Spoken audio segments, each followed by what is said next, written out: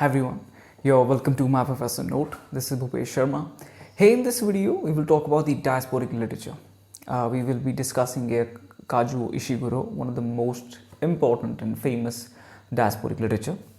Well, MyProfessorNote provides you to-the-point notes for your all the English literature entrance examination, whether it's your SET, NET, GATE, TGT, PGT, any PhD, MA English entrance examination. These notes are affordable and covers your all the crucial aspects of these examination. Either you are missing any writer or any theory or any important work, we have covered here all your 10 units which covers all the most important aspects, so to make sure that you cover just every single thing, right? So if you want to get access to them, I have given my contact below in the description box. You can contact me there and I will share the details with you to get access to them. Okay, so let's start today's video, which is about the Kazuo Ishiguro. So Kazuo Ishiguro is a diasporic writer or literature, if you do not know. So when someone migrates to the new place, there is always a longing for their roots. Then, you know, when you go to a new place, you miss your own hometown, you miss your own place, you miss your people. Now you're going to this new place where you do not know that who you really are there. You are nobody for that place. You are nobody. You have no connection with this new place. And there is a connection and there is a place you had a connection with that you are not part of anymore. Right? So this confusion and this feeling, a very awkward feeling, makes you write down things maybe. So that's what these writers do. They write down their experiences of this new place where they are trying to find their own identity, and their old place which they were part of. And this is how these two cultures come together, this new place and their roots. And this is what we have in the diasporic literature. And Kazuo Ishiguro has written his most important works, which we will be discussing here. We'll discuss about Kazuo Ishiguro first. He was only 5 years of age when he moved to England from Japan.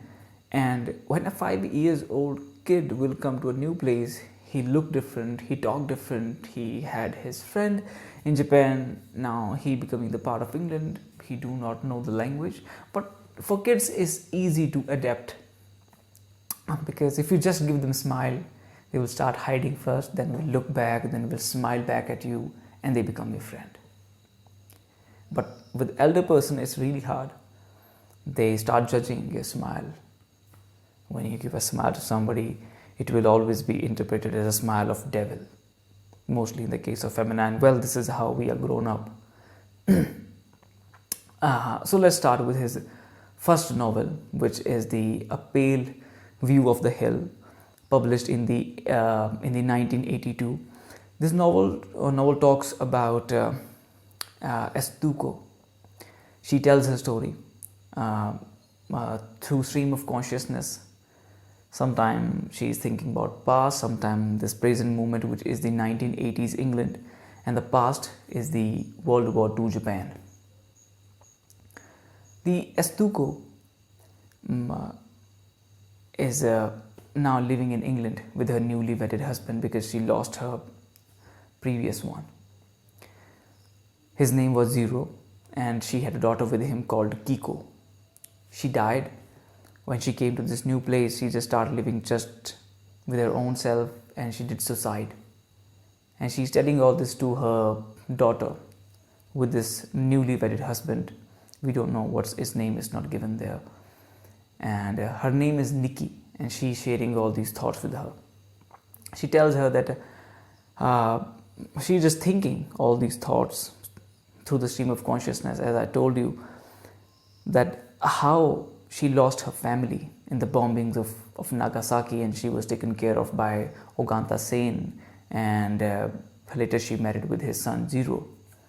And one day Ogata Sen came to visit them, and the reason was this article that one of his student Shigio wrote about the Japan, that its old education system now should be changed and replicate by the new institutions. And he thought that, Ogata Sen thought that throughout my life I have helped society by providing them good education, and now how can he write this such an article, because he's also a part of the old institutions of education in Japan.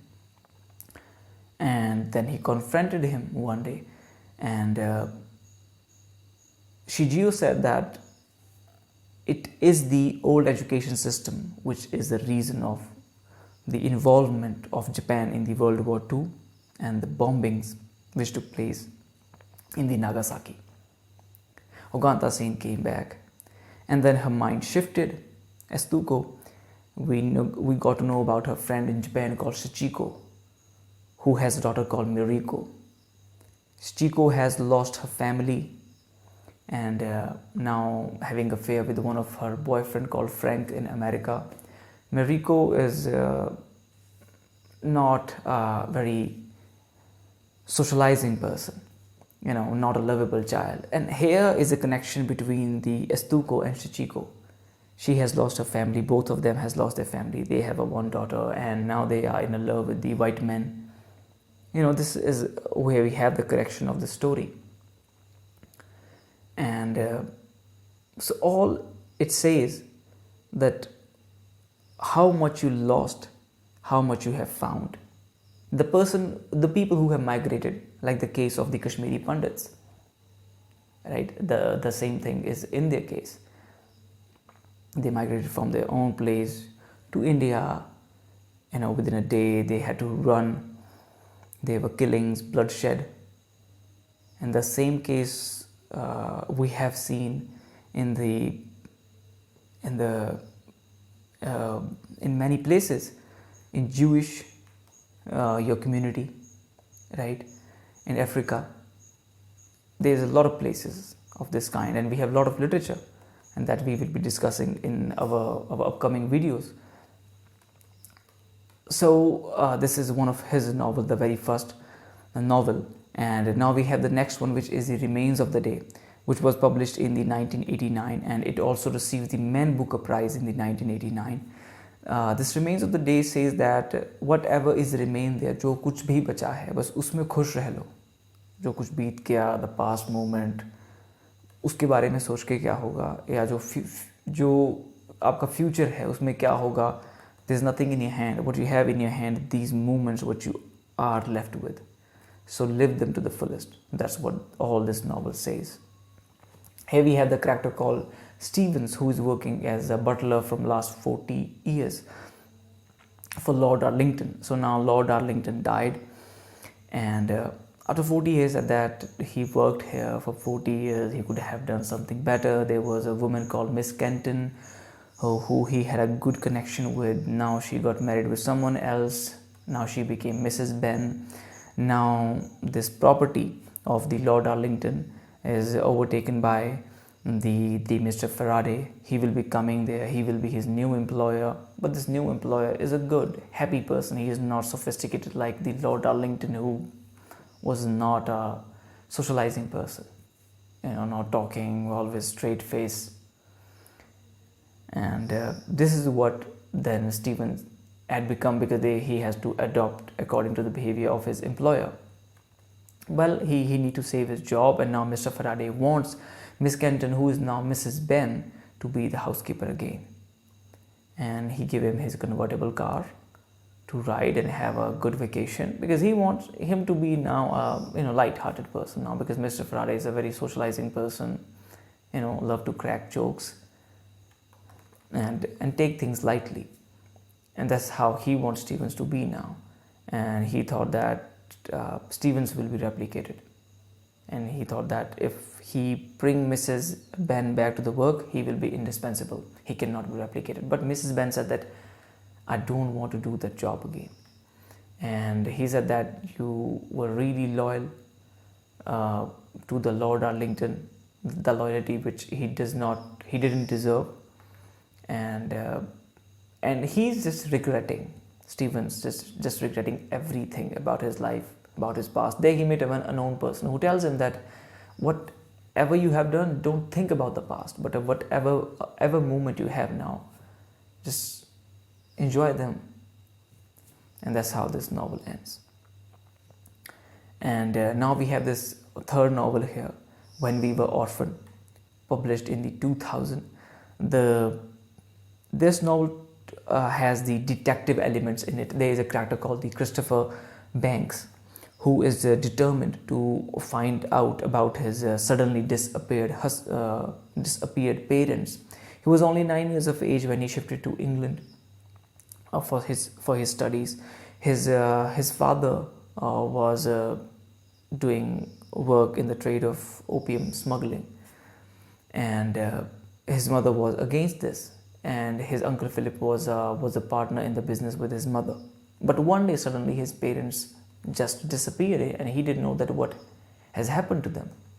And when he grown up, he fell in love with the girl called Sarah, who married with the person who was very intelligent and wants to change the future of the country. But very soon he comes to alcohol and gambling. Now Sarah came back to Christopher Bank, but he is determined to know about his parents, so he left her behind, and he went to Shanghai. There he met an agent called the MacDonald, but he couldn't help him, so there was another agent who take him to the Yellow Snake, who could help him to know about his parents. Yellow Snake was his uncle Philip, who tells him that his father was not kidnapped actually. He ran away to Singapore to his mistress there and died with typhoid. And his mother went against one of the warlord of Japan, who she insulted, and in return he made her his concubine, tortured her, and put her into the institution where she did not recognize anyone. Christopher Banks went there to meet her, but she didn't recognize him as a grown-up man, but she recognized him as a child, and he was happy to know that. And when this happened, he got to know another bad news, that Sarah died in Malay, and he kept on living the life of adventure and mystifying the mysteries. And that's how this novel ends, and it reflects the life of the writer who wants to just keep searching and exploring new things through his writings. And somewhere in all of his work we see the reflection of Kazuo Ishiguro, obviously, because every single work he has written is the work of literature. Every single person is moving from the original place to the new one, which is the England in all the cases, as in the case of Kazuo Ishiguro. We have one more novel, which is An Artist of the Floating World, which we didn't discuss here. So I want you to read that novel, and we will also conduct a quiz on it on our Telegram channel, MyProfessorNote. So make sure you join the channel and get access to the point notes to have easy access and cover your syllabus and the crucial points, right, that you might be missing on. Having less time, have cover to more. So to the point notes is the study material that you need to have. You can contact me. Contacts I have given in the description box. So till then time, just do not lose the hope. Keep working towards your aim and goals. This is Bhupesh Sharma, my Professor Note, signing off.